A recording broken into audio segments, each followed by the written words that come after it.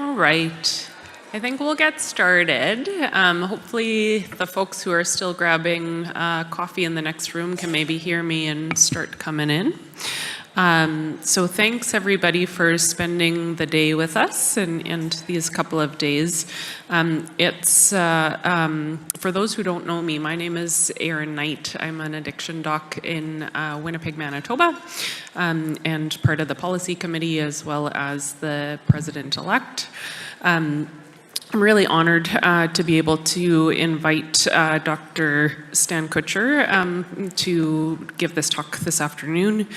So please help me to welcome the Honorable Dr. Stan Kutcher to the stage.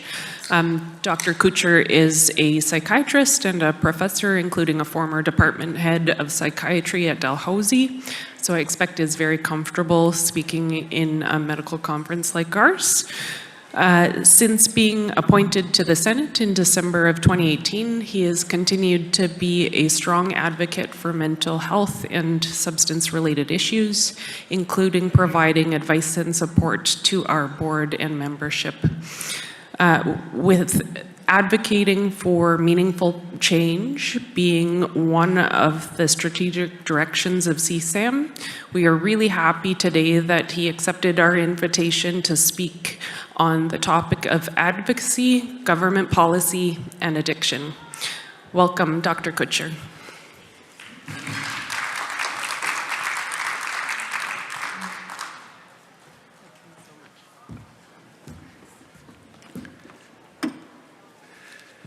Thank you very much.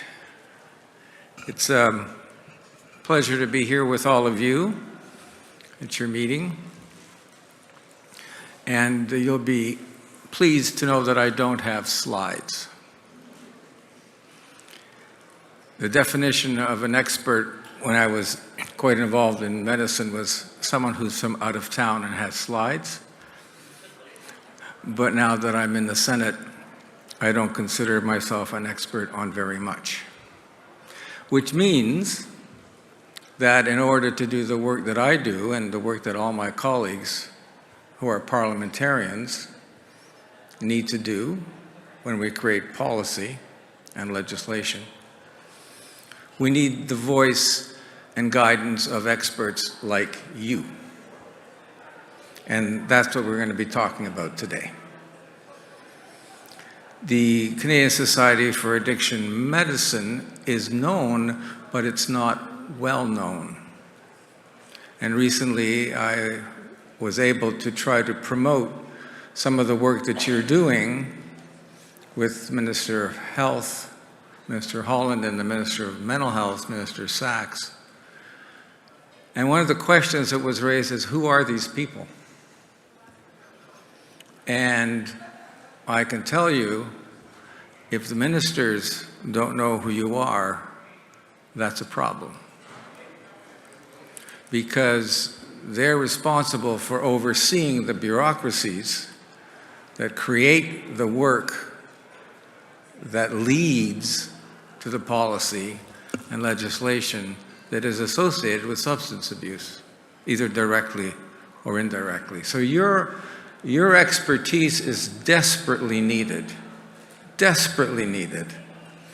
And in order to do that, you have to be known. And part of getting known is to be able to advocate well and effectively for your expertise. And that's the key thing about advocacy on the basis of expertise and advocacy on the basis of special interest groups. They're different.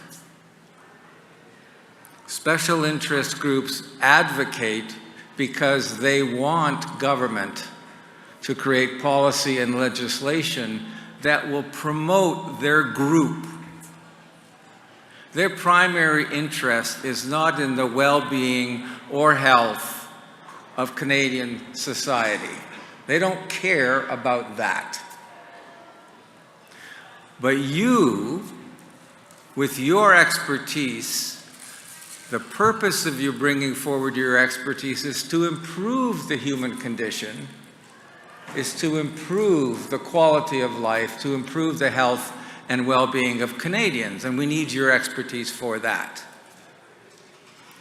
So the dairy industry lobbies me every month, much more so in the last 2 months when we have a contentious supply management bill before the Senate. But the dairy industry doesn't care about making Canadians healthy.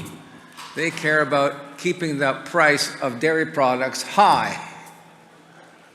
That's what they do. And, I realize that, I can understand that. But you are essential for policymakers like me, legislators like me, to be able to use the information and expertise that you have to try to create a healthier Canada. Big difference between those two things. Let me just tell you a little bit about the Senate, so people will have a little bit of idea about how that works. In Canada, our democracy is not based on who you vote for. Who you vote for becomes the government of the day. But our democracy is based on institutions that create guardrails around who you vote for, so that we can have institutions that will facilitate governance, but at the same time protect citizens from those who are governing. And that's why autocrats and dictators, the first thing they do is they destroy the democratic institutions, as you can see is happening south of us. And Canada has 4 democratic institutions whose purpose it is to do that. The House of Commons, which theoretically reflects the will of the people. The executive branch, which is the Prime Minister and the ministers. The Supreme Court of Canada, whose primary purpose is to protect the charter rights of Canadians, and then the Senate. And each of those institutions, in order to function properly, has to be independent of each other institution and has to act as a check and balance on each other's institution.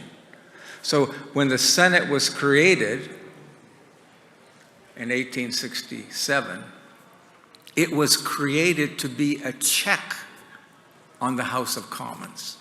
That's what it was created for. Over the last couple of decades, it has grown to be a pale imitation of the House of Commons because it was driven by partisan politics, by party membership. Since 2015, all appointments to the Senate have been independent of party membership and party politics. So none of the new appointees, myself amongst them, belong to a political party. We don't caucus with a political party, and we don't do what a political party says we need to do, and that means we don't do what the government says we need to do. There is a small group of senators left over from Prime Minister Harper's reign, about 13, who still caucus with the Conservative Party and do what Mr. Poilievre tells them to do. The rest, about 100 more, don't. So the Senate acts as a check and balance on the House of Commons and provides an independent approach to everything that happens in legislation and regulations. So my job primarily is as a legislator. Every single piece of federal legislation in this country comes through the Senate, and I have to get involved with every single piece of legislation. And I have to determine how I will vote on it and whether or not I will amend and change the legislation. And so that's my primary job. I also sit on a number of committees, and the committees in the Senate study the legislation that comes into their orbit, but they also do studies and research on topics that are important for Canadians that is not part of the legislation, but those studies are used to guide government policy. So I sit on 3 committees. That's a lot for a senator, but I sit on 3 committees. I sit on Fisheries and Oceans, which makes sense since I'm a maritimer. And I'm actually very interested in fisheries and oceans. I sit on the Rules Committee of the Senate, which is slightly more exciting than watching paint dry. But it's necessary because it creates the framework for how our institution will function as a democratic safeguard. And the third one I sit on is Security and Defense, which gives me a lot of information about what's happening in this country and around the world, which does not make me sleep well at nights. So,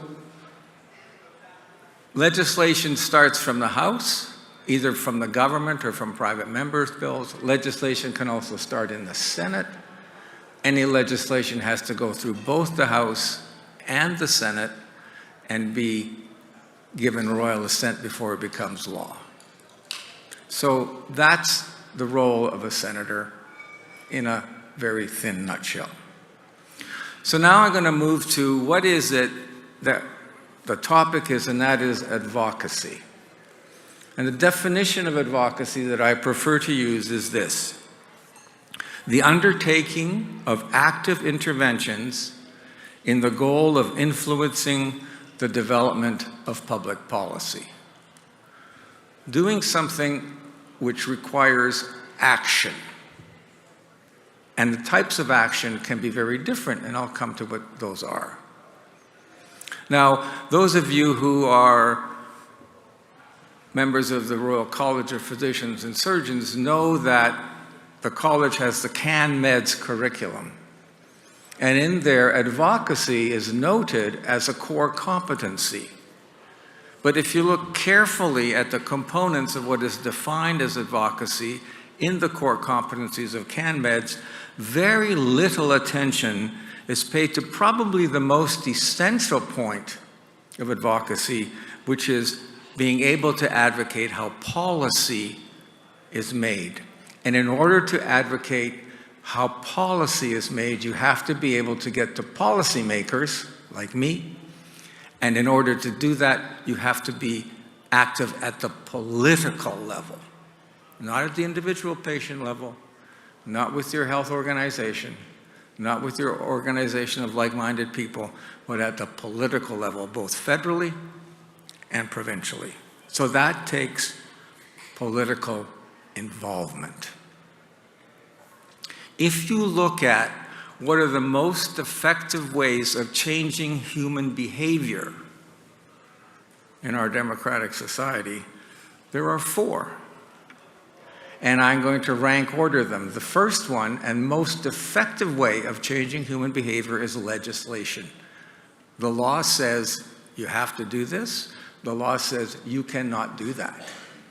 Laws are the single most effective way of changing human behavior. Laws also create the standards and directions which define our social contract. It's laws. The second most effective one is what we call regulations, those things that govern the activities of organizations and government. The third most effective thing is incentivization, making it to somebody's interest to do something. There are different kinds of incentivizations. And the last, yet the one that certainly in my professional career I focus most on, is education. Important, for sure. But in terms of being able to affect behavioral change, being able to affect how our societies grows and develops, it's actually relatively weak compared to all the others. It's necessary, but it's relatively weak. You have to have all those different things. And in order to be able to influence legislation, you have to be politically active. There's no other way. It's not going to happen. There is a stigma, and there has been a stigma around becoming politically active in the academic community. You know, be clear about that. Whether I talk to scientists, to clinicians, to healthcare providers, to people who run healthcare systems. There has long been this niggly feeling that if you get involved in politics, your hands are somehow dirty. Nope. If you don't get involved in politics, the things that you are best advocating for may not happen. So, contrary to the stigma around the political system, you have to have involvement in the political system. What is needed is the involvement of really good people in the political system.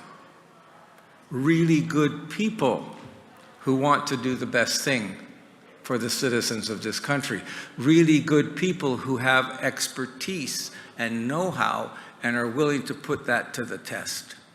It's the quality of the people and their commitment to the values that make this country what it is that defines a good political system. If you have good people, the system is better. If you have poor, unqualified people, the system doesn't work. So, it's also important for us to all understand how political decisions are made. At any point in time, on any issue, there are multiple divergent opinions. There are opinions held by a small number of people who manage to have a very, very loud voice. There are opinions which are held by a large number of people who can have a very little or no voice because they don't utilize the voice that's available to them. There may be opinions held by experts that are not listened to because the experts aren't making their voice heard. There may be opinions held by people who are not experts at all. The Dunning-Kruger effect comes to mind, whose voice is heard because they're loud. And all of those opinions and divergent viewpoints come into play whenever any political decision is made. They always do. And very often they conflict with each other. Money talks. In the political sphere in Canada, money talks softly.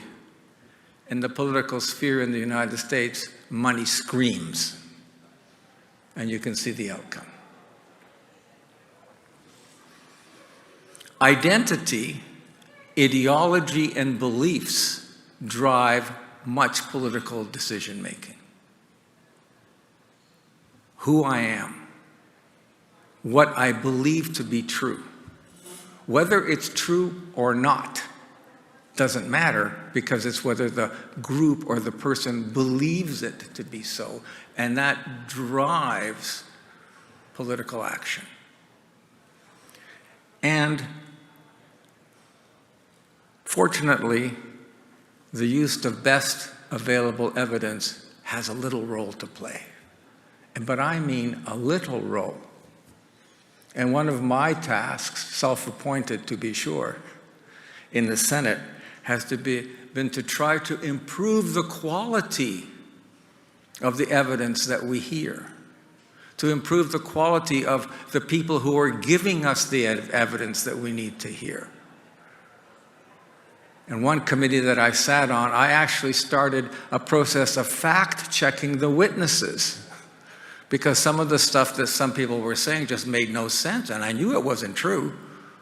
But the committee had no system in place to determine whether what the witness said was true or not true.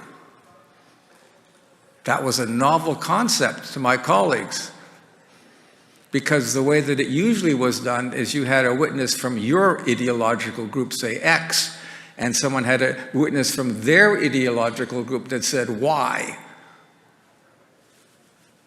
But I said, well, my goodness gracious, the purpose of evidence is not what your ideology is. The purpose of evidence is what does the data show us.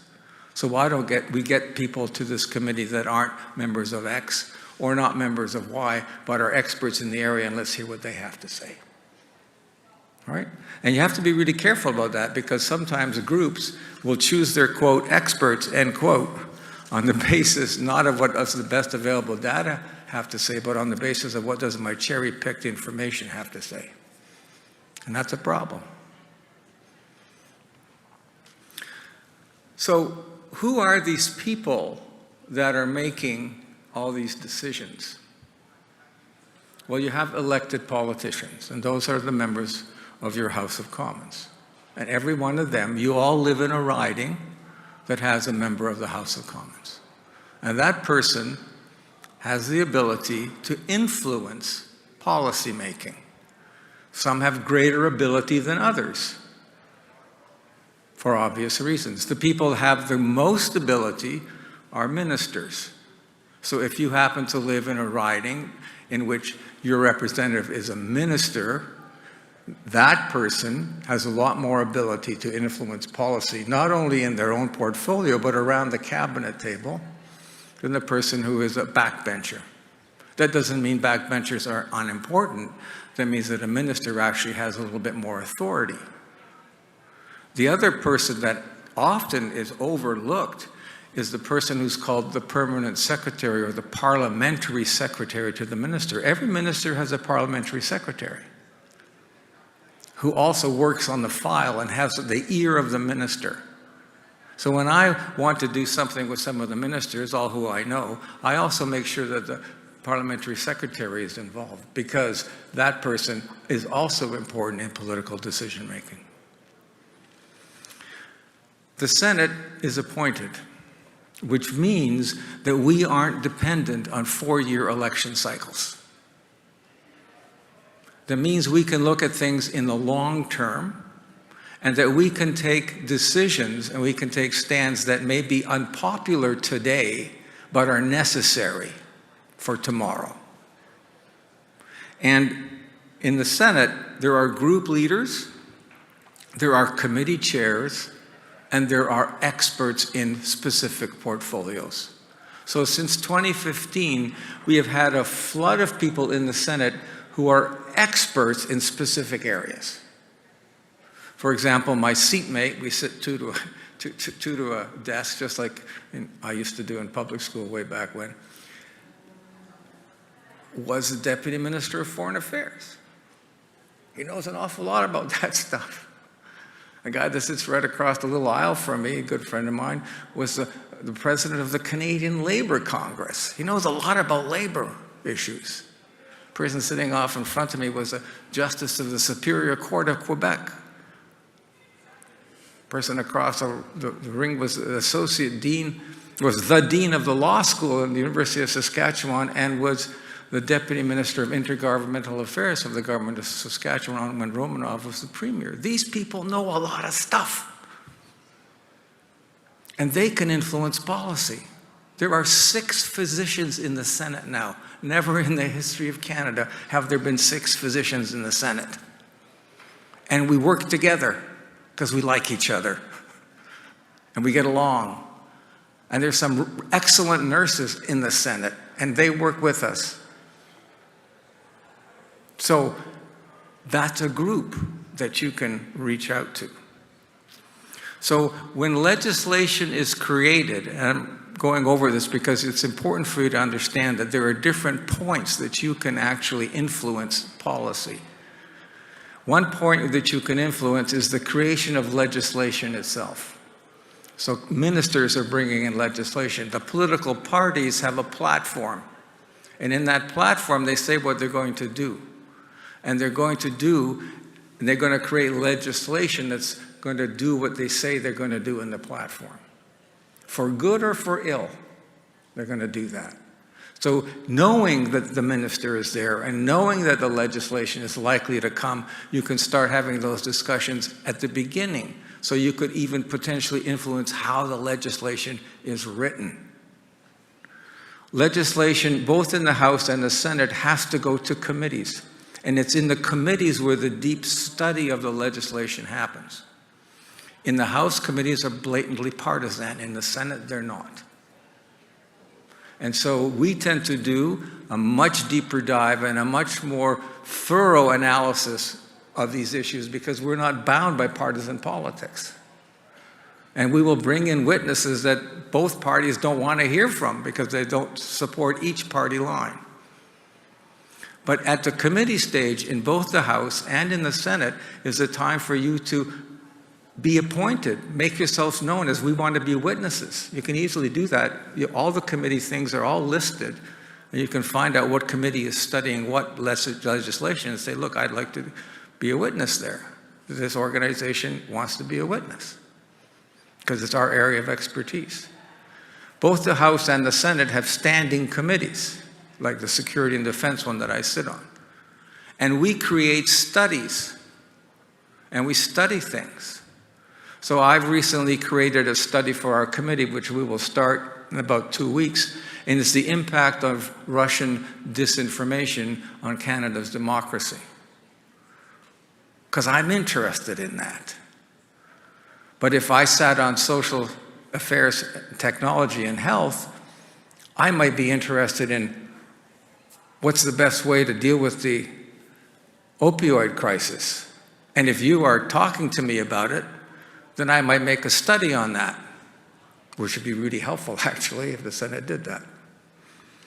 So focusing in on committees, finding out what committees they are, what they're doing, what's on their agenda, and making yourself known to the chair of the committee and to the clerk of the committee. Each committee has a chair, and each committee has a clerk. All right? The chair is from either the members of Parliament or the Senate, and the clerk is from the administrative body. And the clerk is really important. And if you want to be called as a witness or have input to committees, contact the clerk. It's easy. You can impact, as I said, at each step of the way. Impact in the House, impact in the Senate. So that gives you lots and lots of opportunities to touch base while legislation is moving through the system. But in order to do that, you have to be organized. In order to do that, you have to know what's happening. In order to do that, you have to know what legislation is coming up. You probably don't want to be experts on the supply management bill. No.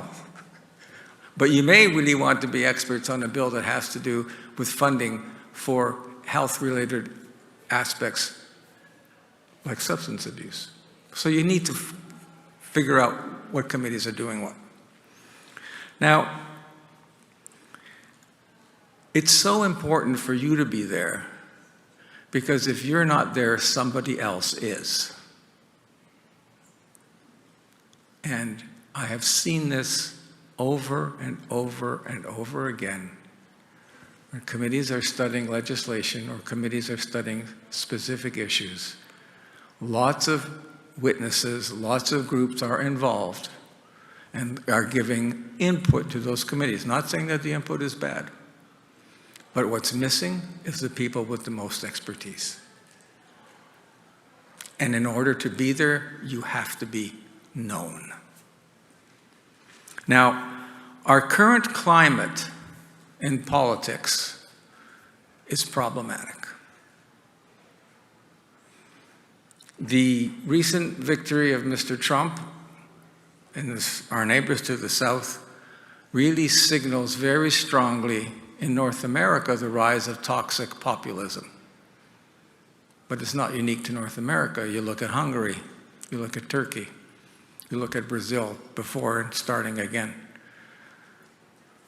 There has been this swing towards anti-expertise, anti-science, authoritarian forms of government, disinformation driven by those who control media and social media. It's no surprise and no accident that Mr. Musk bought X prior to the election campaign. The spreading of fear and falsehood, and this is growing in this country as well. Those of you who have been following the discussions in the States know that RFK Jr. is now being put forward as what? The health czar. So this is a man who has stated that vaccines don't work for anything, that vaccines cause autism, that there are chemicals in the water that make kids trans, and that Wi-Fi causes cancer. Those are just some of the good points. He, as you know, has had a long stint with heroin addiction. But do you know what his policies are for addressing substance abuse and addictions? It'll be interesting to see, assuming he gets confirmed by the Senate, which is under the control of Mr. Trump. So you see why it matters. You see why it matters. So it's really essential that at the organizational level, you advocate in the political realm, but you also start to advocate against this disinformation. And this week is Together Against Misinformation Week. And if the organization hasn't been involved with an organization called Science Up First, which I catalyzed the start of way back during early days of COVID, when I went to the minister and said, "What are you doing about all this false stuff about vaccines?" And they said, "Whoa, nothing." I said, "Well, we should do something." And they were great. They put some money aside, and we managed to create an organization called Science Up First, which has now moved very, very strongly into promoting correct health information. But they need help from organizations like yours to do a better job. So reach out to them, because there is urgency. So let me focus on how you advocate. There are 3 different ways, and I call it the 3 A's of advocacy. The first one is agent. That is you individually becoming an agent, which means you have to become a politician or a parliamentarian. That's something you may not want to do, but it's an option, because you could also move into the bureaucracy. And having a person who has great expertise in substance abuse sitting in Health Canada, or great expertise in substance abuse sitting in the new portfolio of the Minister of Mental Health and Addictions, is really good. Really good. I can tell you from my own experience that not all bureaucrats know much about the file that they hold. And bringing expertise into the bureaucracy is a really good thing. So that might be something that some of you in this room or have colleagues that might be interested in doing, not just running for Parliament or putting your hand up for the Senate, but also becoming involved in the bureaucracy, because it's the bureaucracy which runs the country. The politicians simply give it direction. The other one is to become an activist. And activists are people who glob onto a single issue and push that issue and push that issue and push that issue in a particular direction. And activists have their place. But the place of activists is not to make wider and long-lasting social changes across the board. It's to promote a single issue. And the problem is, if you're a professional, a physician, a nurse, a clinician of some kind, and you become an activist, your route to successful advocacy at the political level is through the support of a politician. And you stand a great chance of becoming manipulated to serve political ends. Beware. Activism is important, but that's not what advocacy that is focused on improving in the long term the conditions of Canadians depends on. The advocate is the third component. And the advocate can be at the level of the individual, or it can be at the level of the organization. The individual is important, and many individuals can be seen as strong advocates for their expertise and their commitment in the long term. But it's the organizations that matter most, because the organizations represent large groups of individuals. And the organizations have technically more staying power. And the organizations can collaborate with like-minded organizations to bring greater pressure to bear. So advocacy is there for the long term. It can be both at the individual level and at the organizational level. But if you're going to choose one, choose the organization, because it has greater heft and greater weight. In order to be an effective advocate, there are 4 things that you have to make sure that you know. Number 1 is you have to know your data cold. You have to know where the holes are in your data. You have to be honest and transparent about what the data tells us. And if you don't know, you have to say the 3 most important words for advocacy. I don't know. And then you follow it with, but I know how to find out. All right? Because none of us know all this stuff. But we know how to find out. And we're linked with clinicians and researchers that can help us find out. The second thing is you have to know the politics. You have to know the politics. And sometimes it takes a long time to learn the politics. So that's why organizations can be helpful, because they can have staying power over time. You have to know the players, the people who are making those decisions, whether they be in the political side, House or the Senate, or in the bureaucracy side. And you have to know where the levers are, and where and when to push. Because you can't push the levers all the time. There are times when pushing will work, and there are times when pushing will not work, and you have to know the difference. So I've got 10 points that I want to share with you. I'll go over them one over another to discuss how this effective advocacy works. You got to think about these 10 as options.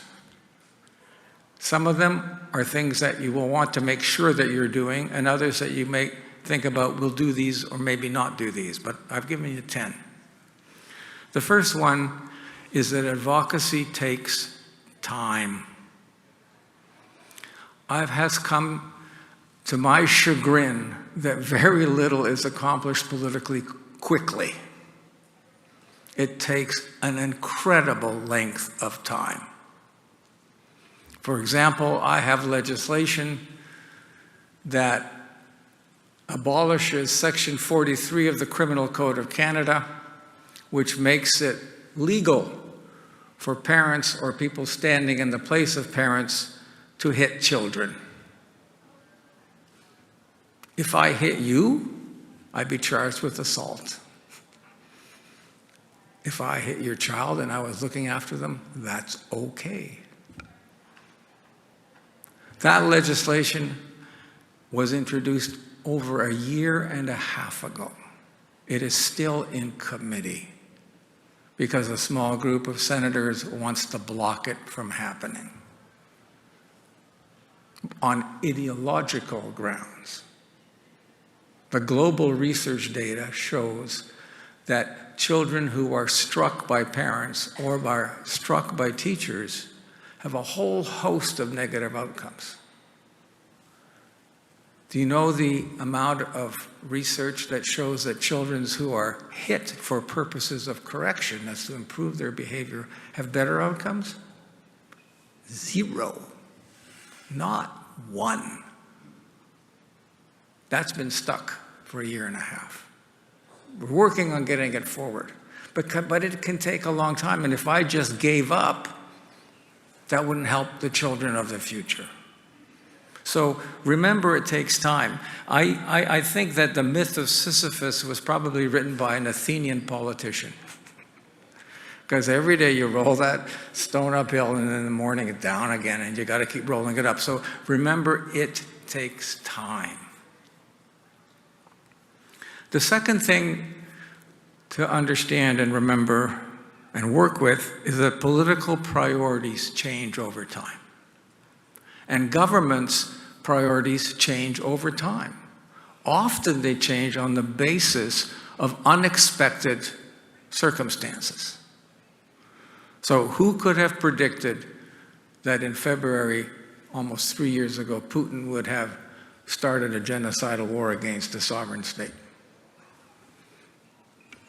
All of a sudden, all sorts of priorities changed. I was just in Taiwan last week. That's why I'm mostly jet lagged. Who can predict if right after Mr. Trump assumes the presidency, China won't choose to use that time to invade Taiwan? Nobody can predict that. And so government priorities change, and funding priorities change with those priorities. That can mean that at the appropriate time, if the priorities swing in your direction, you have a window of opportunity. And you have to be ready to act quickly before the window of opportunity closes. And in order to do that, you have to be known, you have to be understood, and you have to be respected as an organization. Because when the time comes, and it will come, you can move. But you can't do it if you're not known. It's not going to happen.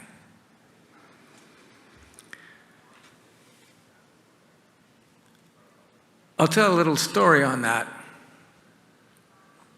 2019, Senator Mohammed Ravalia, who is a family physician, and I started working on a plan and a project to enhance the movement of internationally trained physicians into the Canadian workforce. And there are 2 routes to doing that. One is to increase the number of residency positions and make them open for internationally trained physicians. And these are people who are mid-career. They have passed all their Canadian exams, every one of them, so that they've proven that they're at the same standard of practice as Canadian graduates. Plus, they've passed their English exams and all the other things that they have to pass. But they can't get into a residency position because there are not enough positions. The federal government could easily fund federal residency positions. We have over 2,500 visa trainees, people taking residency positions in Canada, but going back to their country of origin because their governments are paying for the position. We also have a model where our military buys residency positions for military physicians. We could actually have the federal government purchase those positions, and voila, we'd have more positions.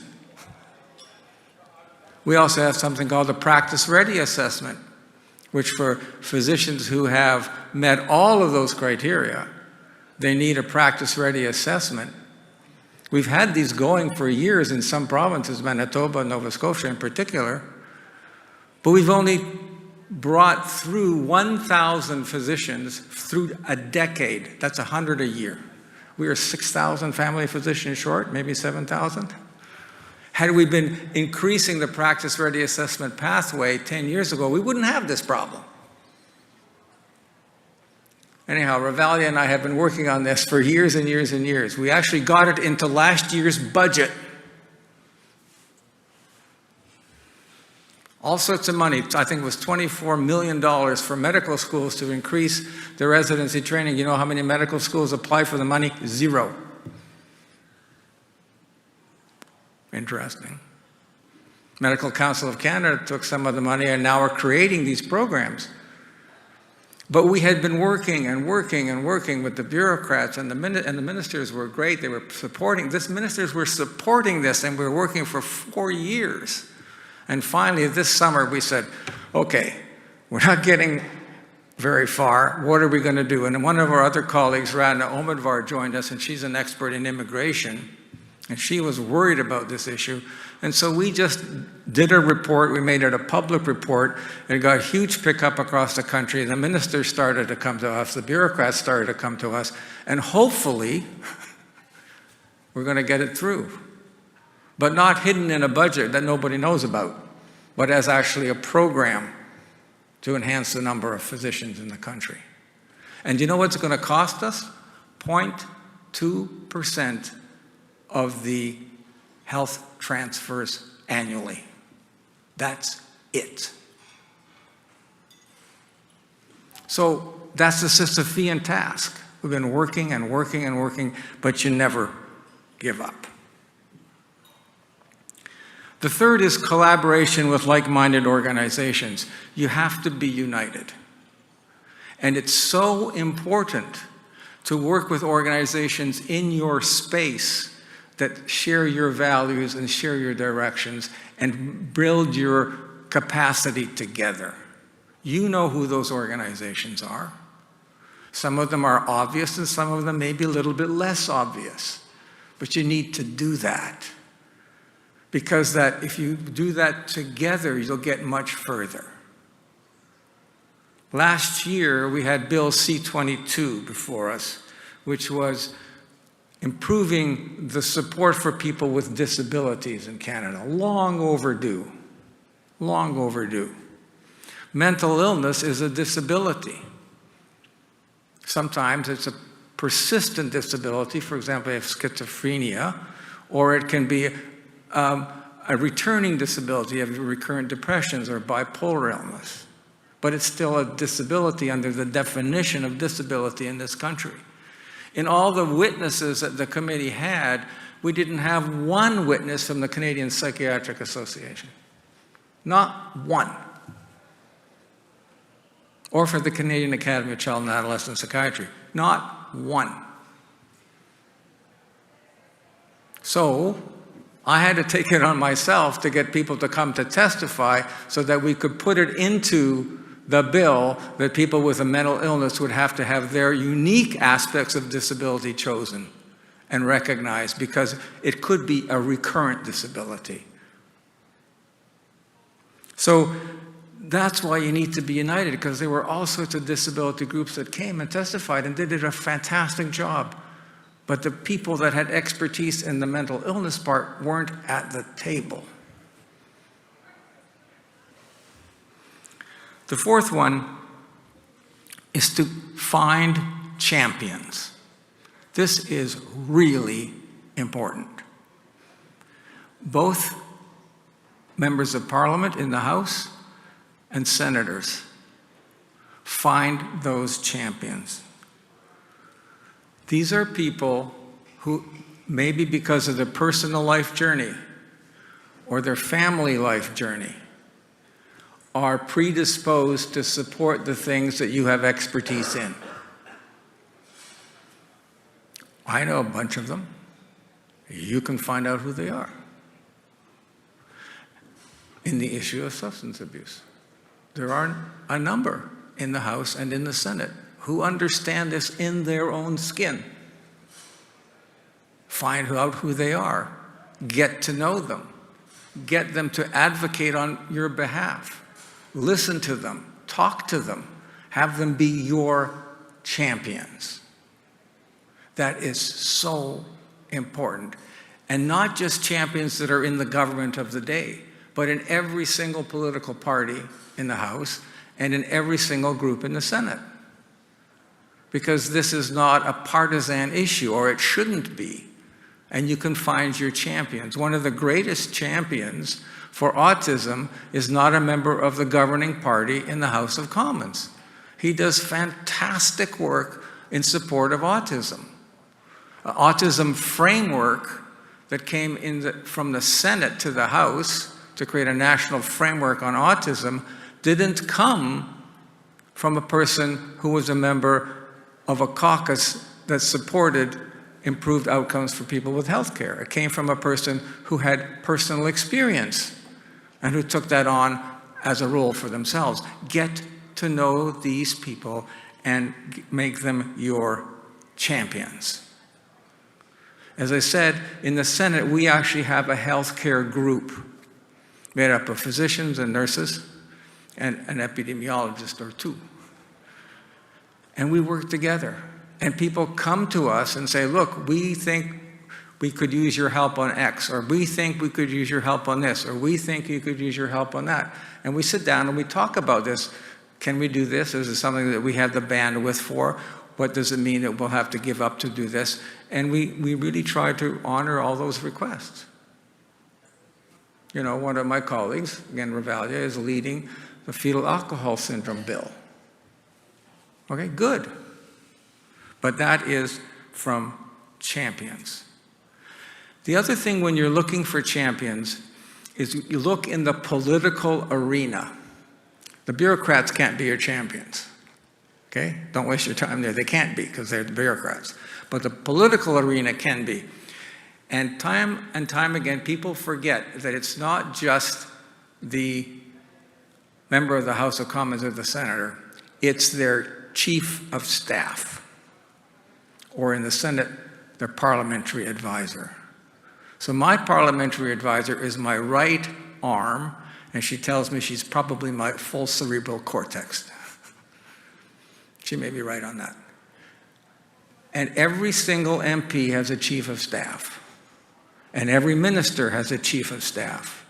And they have inordinate influence on their MP, on their minister, and on their senator. Inordinate influence, because that is the most trusted person that we rely on for every single thing we do. Get to know the chief of staff. So important. My oldest son, who's now a mayor, started his political career right out of university. He graduated with a degree in political science, and I said to him, well, that's lovely, that and $2 will buy you a cup of coffee. But within 2 weeks, he had a job on the Hill as a junior staffer for a minister of innovation, and then the minister of health. He became the chief of staff, the minister of environment in Ontario. And it was through him that I learned how important the chief of staff was. Because at no time did his minister go to cabinet with a proposal for cabinet to vote on, and cabinet votes on all these things, without the chief of staff having visited every single minister and every single chief of staff of every single minister and ensuring that the votes were there before they brought the proposal to cabinet. Get to know the chief of staff. The fifth one is get generally known.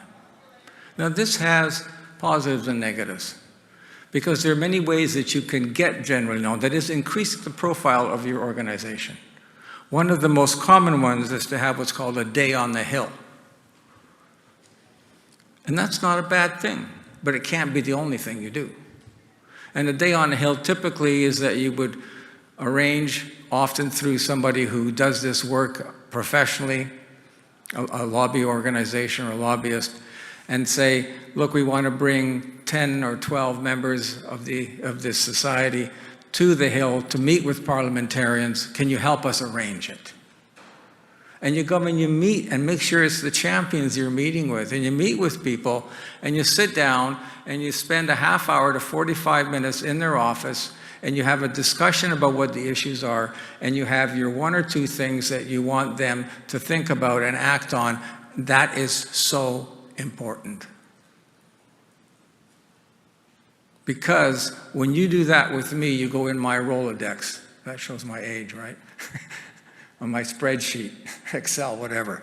I don't have it. As chief of staff isn't responsible for it. And so when there are issues and when there are concerns that come up in your area of expertise, I reach out to you. I call you and say, look, this is happening. What are your thoughts on it? Can you put together a brief on it? Can you put together a position paper? So when COVID happened, we had to have a mental health strategy for Canada. I called key people in the mental health community and key organizations in the mental health community. I said, you got to work together and come up with a mental health strategy for COVID that you can then present to the minister. I'll help you by making sure he gets to the minister, but you have to do it. And they did it, and I reviewed it, and they did the good work. And actually, it was really helpful in helping to direct some of the strategies that Canada put in for mental health-related interventions during COVID. I called them because I knew them. But you have to be known. The sixth thing is get to know key bureaucrats. That's the deputy minister and the different director generals. Look at the org structure of Health Canada. See who are the people that actually are important for you to be able to discuss issues with. And they don't always have to fit under substance abuse files. One of my colleagues in the Senate has brought forward a bill to put labels on alcohol saying that it increases risk of cancer. You aware of that bill? You should be. Well, the labeling component of Health Canada doesn't sit in the substance abuse branch, it sits in the labeling branch. So you got to know who those people are. The seventh thing is that all of us who work on the Hill, that's what it's called, read two things all the time. One is a newspaper that comes out daily, and it's called the Hill Times. The other is a journal-like publication that comes out, I think, monthly, and it's called Policy Options. We read all of them. And if you are wanting to get your ideas out to politicians, which you need to do, both in the House and the Senate, you need to be seen in that newspaper and that journal. So when I'm working with groups, I write the things together with the people that I'm supporting. So one area that I've been working on for many years now is what I call the double-double. What could be more Canadian than the double-double, right? I mean, come on. Tim Hortons all the way. And it was just to double the funding to the granting agencies, to the Tri-Council, and to double the number of scholarships and fellowships and double their value. I thought we had much of it in the last budget. We didn't quite get there. We're working on this budget. But as part of that work, I have written op-eds in the Hill Times over and over and over again on that particular topic with people who are scientists, with people who are science policy gurus. And I add my name and my role to what they want to do. And when I do that, when I talk to ministers and when I send letters to the ministers, I attach the op-eds so they can't say they didn't read it. And their staff read all of them. It matters. In fact, one of the groups that I was working with recently got a meeting with the minister in charge of the Treasury Board simply because of a piece we had in Policy Options. She was intrigued by it as a way of effectively spending money in Canada. right? So that's so important. And the best way to do it, it's good if you do it just as yourselves, but if you can partner with a member of parliament or partner with a senator to write that, it gets much more pickup and much more interest than if you just write it by yourself.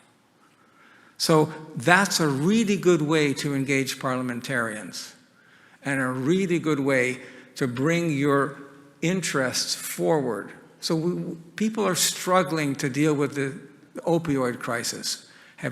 Are you writing stuff in these policy options? Are you writing stuff in the Hill Times? Are you partnering with a parliamentarian who will support where you want to go?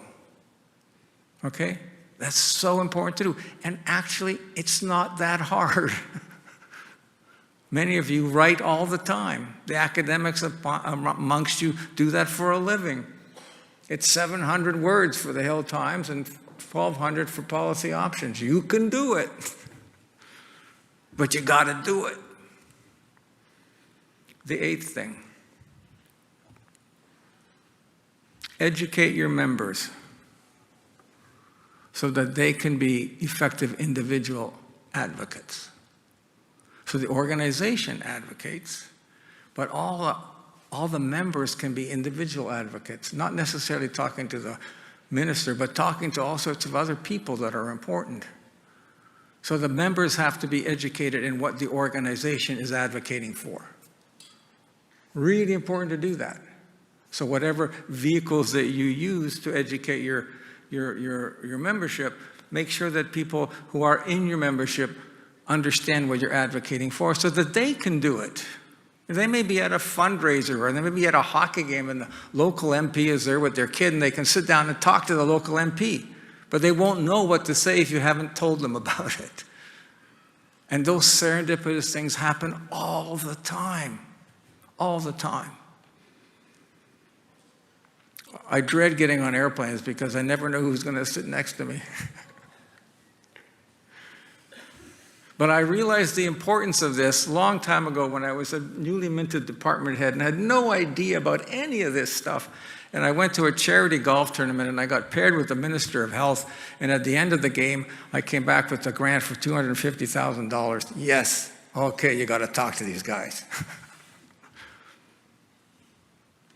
There is something called the Advocacy Handbook that Remy Curignon, and he is the Chief Science Officer for the province of Quebec. He used to be the first head of the Center for the CIHR Center for Neuroscience, Mental Health, and Addictions. I was on the first board, actually helped create that institute going way back. That dates me. Remy and I decided that we had to do something to help scientists advocate better, and we worked with an organization called Evidence for Democracy to create an advocacy handbook for scientists, and which is good enough for you too, let me tell you. It's free, it's on their website, Evidence for Democracy. Share it with your entire organization so people can understand how they can better advocate. The ninth one, and we're getting close to 10, is to educate the public and the media. And this is so important.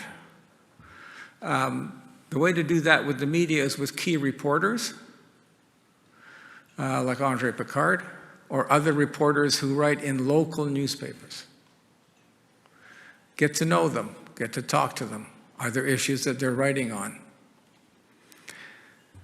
The other is with the public, town halls, with people who are interested in coming. It's important. It's really, really important. An area that is so accessible to reach lots of people is through the schools. I used to do these mental health literacy evenings in local junior high schools in Halifax. That meant that I had to go there. We were supposed to go from 7 o'clock to 8 o'clock. We always went from 7 to 10. And there would be 150 to 200 parents at each one of these sessions. And I would speak for a few minutes and then we would open it up for questions. And the engagement of those parents was unbelievable, because they were there because they were concerned about their kids. And I'll tell you, if you have sessions like that in local junior highs or high schools and invite the parents are worried about the substances with their kids. So you get to reach them because they're worried about their kids. Will you get everybody that needs to be reached? No, of course you won't.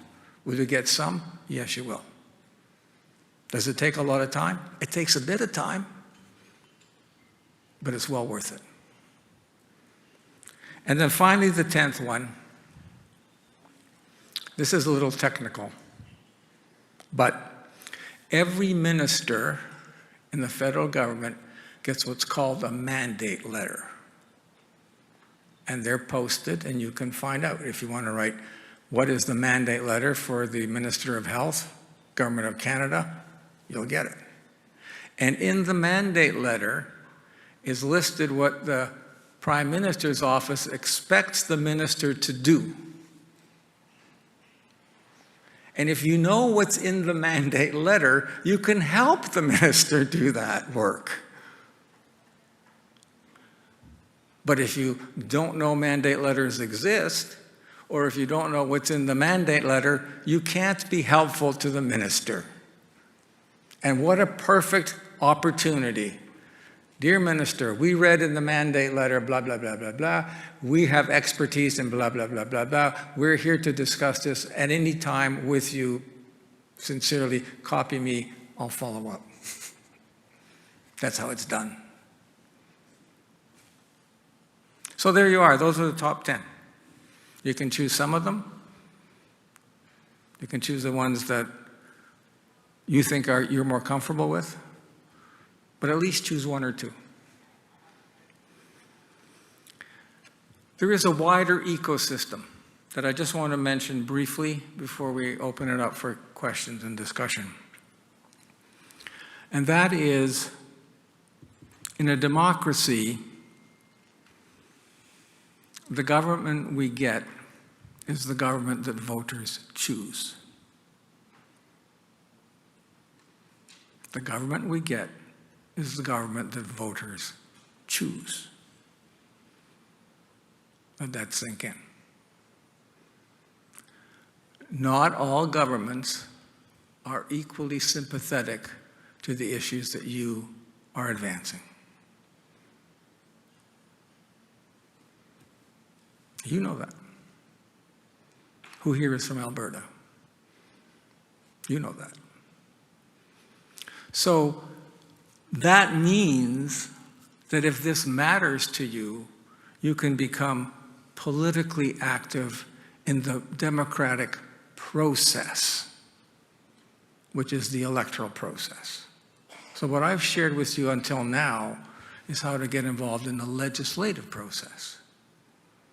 And in the policy process, what I'm going to focus on now is how to get involved in the democratic process.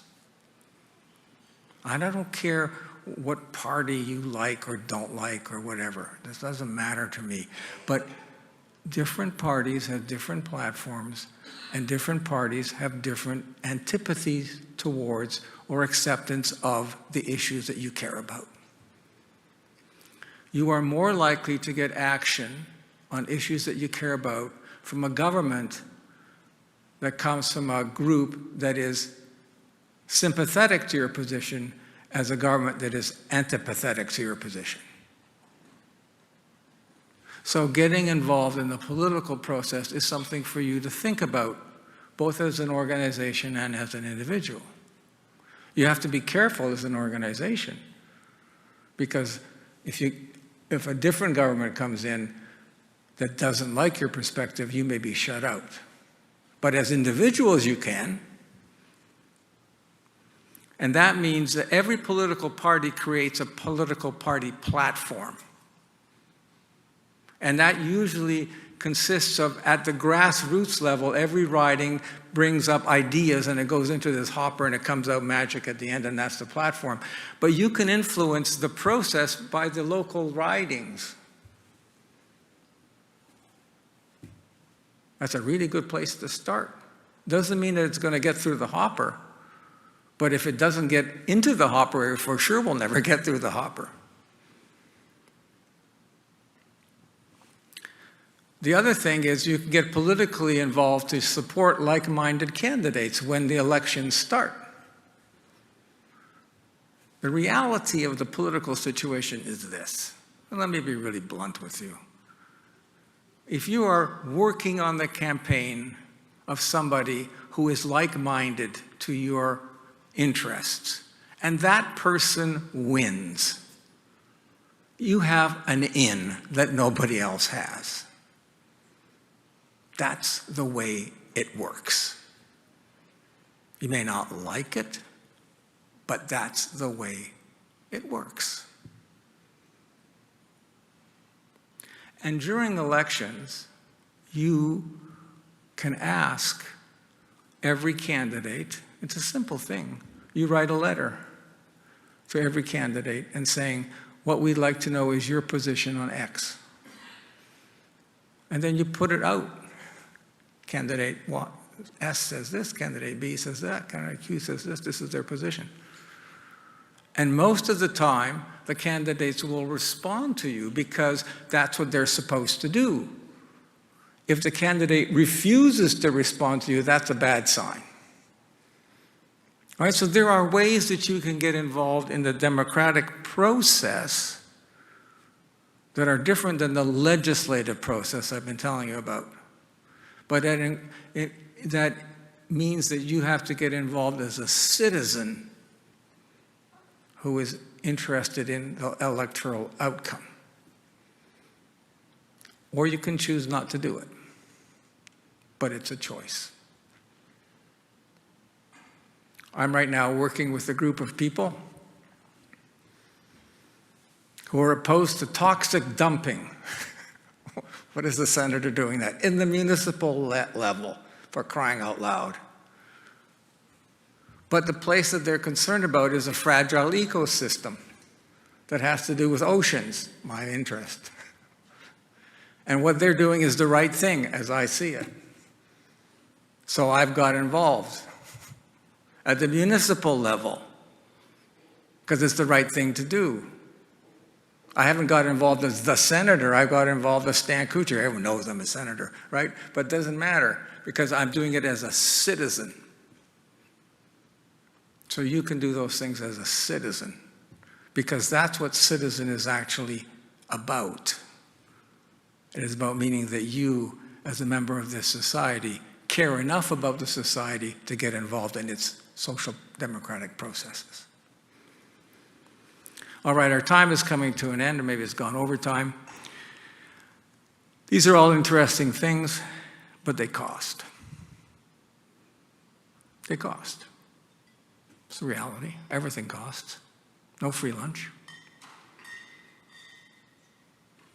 It's time, and it's resources, which means money.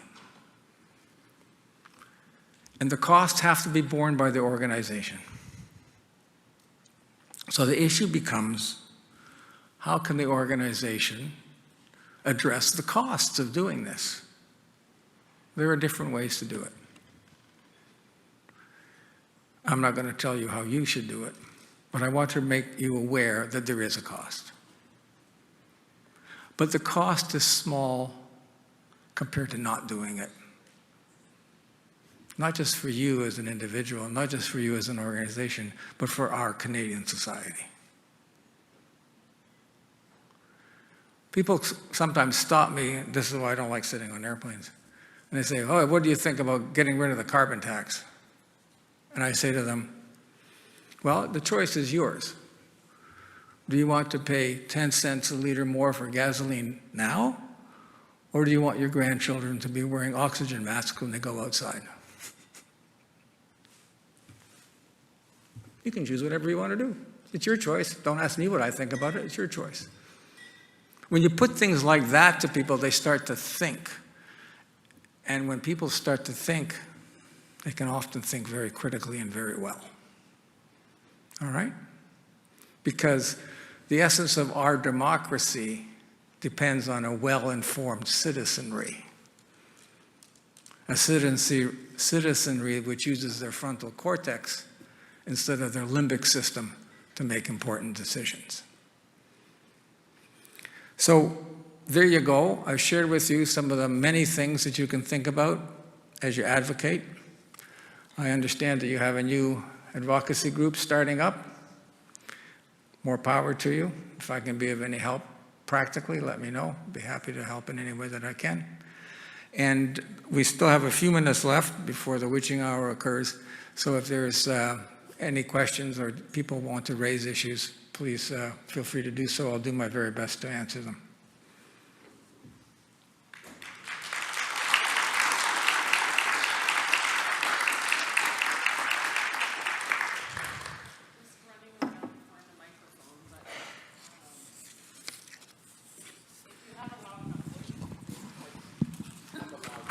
I'll repeat it, if I can remember it. Your list of sort of 10 pieces of advice, two-part question. Would that change maybe in the emphasis depending upon whether or not there is a minority or majority government in place? And do the challenges presented to senators change depending upon whether it's a minority or majority government? That's a really good question. Both parts of it are really good. Let me deal with the first one. The issues that I have told you about, all those 10, they're practical issues. And they hold whether or not it's a majority or a minority government. And when you're doing this kind of work, you don't just target government.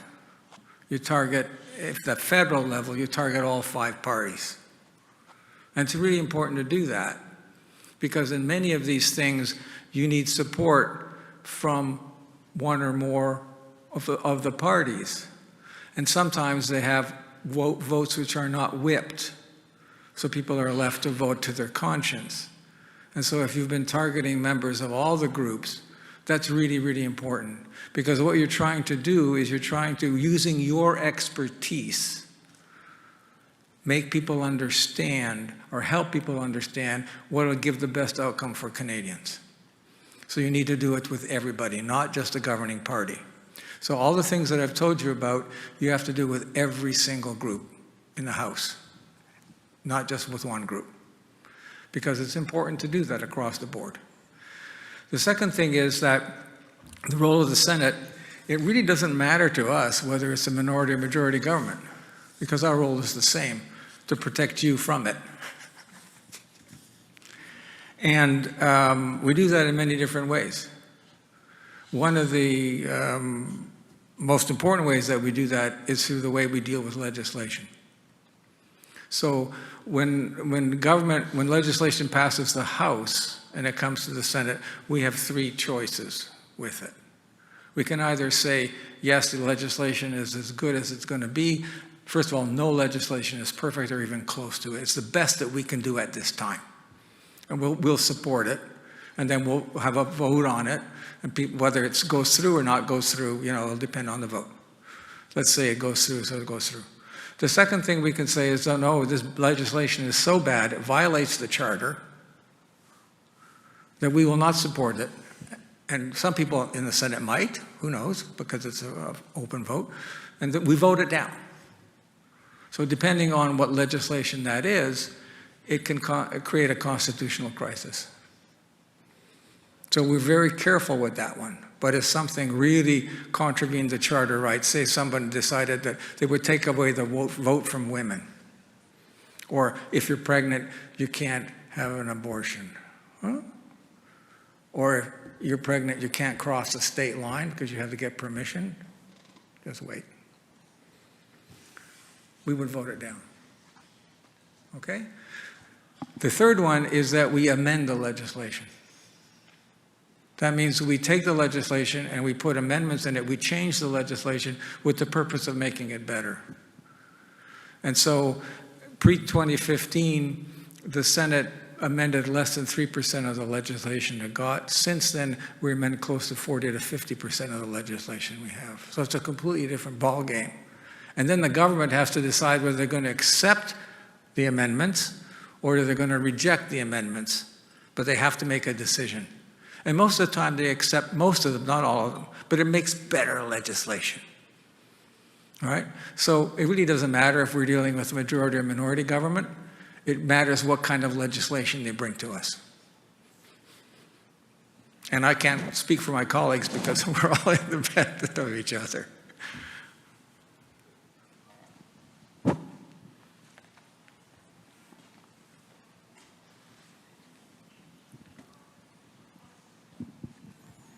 Thanks very much for this talk. It was very informative. I'm probably joining the newly minted Advocacy Committee here, and most of my advocacy history has been more in the activist line of gathering petitions and gathering people to shout at politicians on Parliament Hill and things like that. So I'm wondering if I'm trying to act more like an expert, or if as an organization we're taking on this expertise role. Is there a role if we have, say, a specific policy goal of gathering petitions, gathering public support, and presenting that along with our expertise? Or is it more of an advisory kind of thing, having that public sentiment aspect would undermine that expertise that we'd be trying to present? Yeah, that's a really excellent issue. It's very nuanced, and you're going to have to make a decision how you're going to be seen. Okay, I'm not saying don't advocate, don't be an activist, but if all you're doing is activism, that's a very different perspective. The other thing is that you can support activism without leading it. Also very important. So you can support people who are bringing a petition, for example, which is a good way to advocate. Supporting people who are bringing a petition by encouraging them to do that, all right? And then helping them find who the best person is for them to bring it to, as opposed to you leading the charge. Every general doesn't need to be in front of their troops. So be smart about how you do these things. The challenge that you run is if all you are doing is activism, you will be seen as an activist, a single issue champion.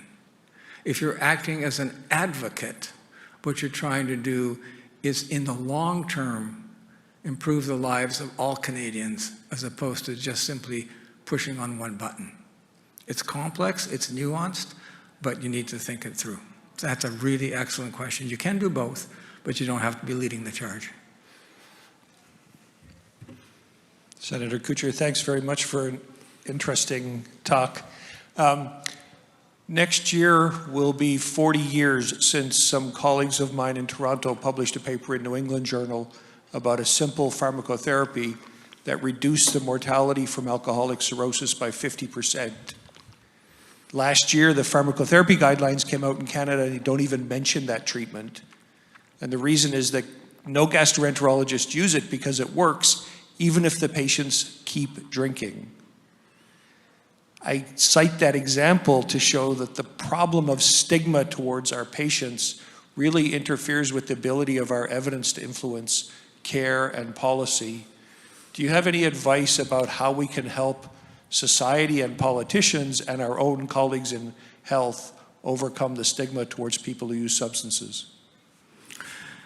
This is a fundamental question that I'm not wise enough to answer. But we can learn from each other's successes. So in my own field, mental health, mental illness, there was a huge stigma against people who had mental illnesses. That stigma is less so now, though it still exists. We know that the anti-stigma programs that so many people endorsed had very limited impact. In fact, the latest meta-analysis of those programs, and I know this because I was preparing for a talk somewhere else, so I actually went to the literature and looked it up. It felt so nice to go back and look up all the literature. The latest meta-analyses show that they had very weak short-term effects and almost no long-term effect and no impact on behavior. But people poured millions of dollars into these programs. They had negative effects. And in my area, one of the big negative effects is that they caused confusion in the mind of Canadians about what it meant to be, say, depressed. So when Clara Hughes talked about being depressed, what she meant was not that I didn't make the football team, or not that I had a fight with my spouse, or not that I didn't get the promotion at work. But the language that people opted now to use is we've lost all understanding of what a depression actually is. So it has had a huge negative impact on our society, and there have some other things too. People on HIV/AIDS, however, have made major gains in changing the stigma. Well, you and I both probably remember at St. Paul's Hospital, epicenter in Vancouver, of HIV/AIDS. I remember that very well. And all of a sudden, all this stuff coming through our emergency rooms and coming into our clinics, and what the hell are we going to do with it? And dealing with that stigma, they managed to deal with it. There still is huge stigma against people with sexually transmitted infections. Huge stigma against that. And we don't have really good answers for it. But I think the issue here is that we recognize that the stigma exists. The stigma exists, and I thank you for raising this, because often we say the stigma exists in them, but the stigma exists in us. And by us, I mean all of our brotherhood and sisterhood, right? The gastroenterologists, the surgeons, the psychiatrists, the addictions experts. It exists in us. And so the way that we overcome that is individual discussions, individual talking, individual, because we are like our colleagues. So I don't have a simple answer to that really important question. I'm sorry I don't. I just know that it's a long, long journey, and that eradication of that stigma takes an awful long time. But I do know that one of the most useful things to eradicate stigma is successful treatment and good outcomes. So I'm just going to end this with a little vignette about Roblin Island. Does people know where Roblin Island is and why that's important? If I tell you it's off the coast of Cape Town, that's where Nelson Mandela was imprisoned. Roblin Island was initially a leper colony, and people who had psychotic illnesses were placed in the leper colony.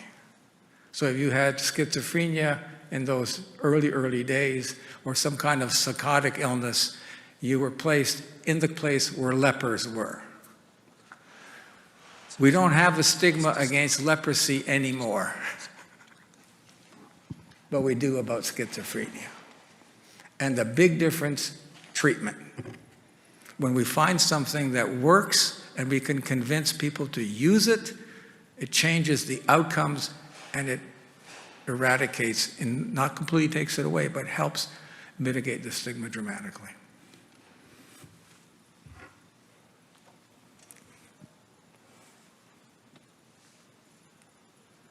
There was a question at the back, but it sounds like we're at time, so we can come up to the stage to ask the question after. Okay. I don't mind. No. Let's do the last question. Okay, thank you, Senator. Yeah, I just have a quick question. You mentioned that $24 million was provided for expanding access to internationally trained physicians. Residency programs. Yeah, so I just wanted to know why didn't we have any medical school come forward? You'll have to ask the medical schools. I don't know. I'm not a dean. I used to be an associate dean, but I'm not a dean now. Ask them. Okay. Thank you. I don't know why they didn't. It could be that they didn't even know it was there. If it's stuck in the middle of a budget,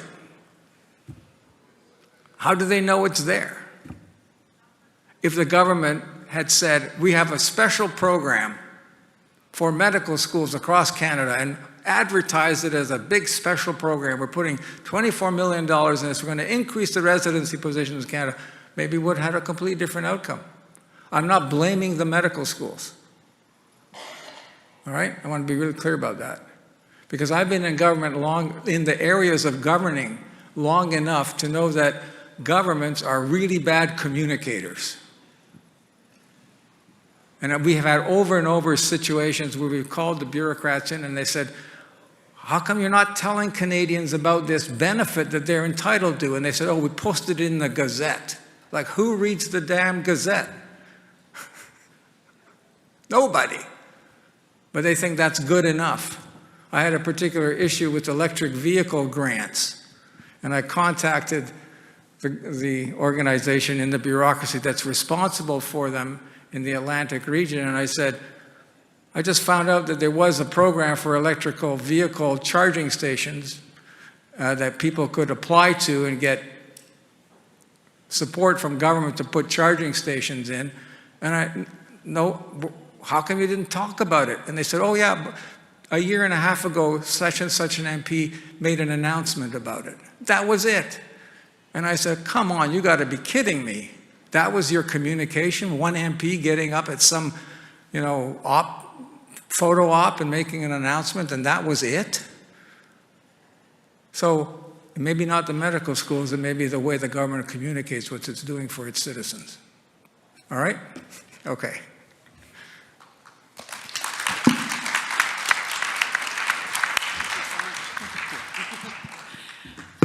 Just want to thank Dr. Kutcher for that talk. You've certainly given us a lot to think about and reflect on, both individually and as an organization.